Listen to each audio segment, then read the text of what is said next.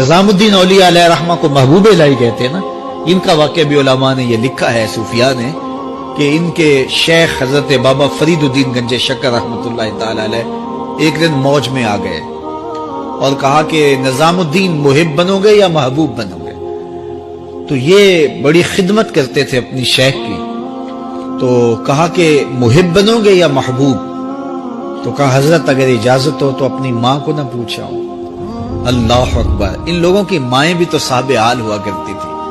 تو کہا کہ اگر اجازت ہو تو اپنی ماں کو نہ پوچھاؤں کہ محب بننا ہے یا محبوب بننا ہے؟ کہا جاؤ تمہیں اجازت ہے. تو گھر کی طرف روانہ ہوئے.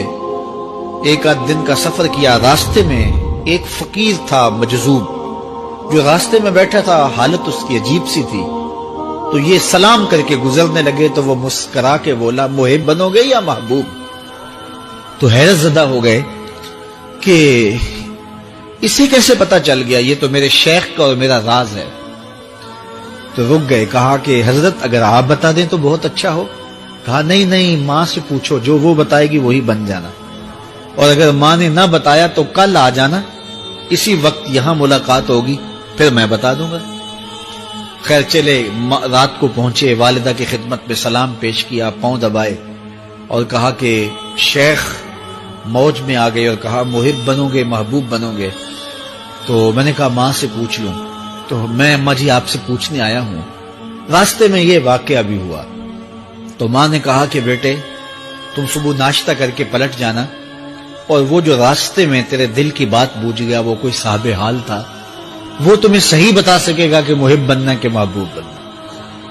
خیر یہ صبح ناشتہ کر کے ماں کے پاؤں پکڑے، اجازت طلب کی اور واپس نکلے. اور وہاں جا کے دیکھا تو کوئی فقیر نہیں ہے. بڑے حیرت زدہ ہوئے. دائیں بائیں سے پوچھا کہ یہاں کل ایک بابا بیٹھا تھا. کہا وہ تو کل کے فوت ہو گیا. تو کہا اس کی قبر کہاں ہے؟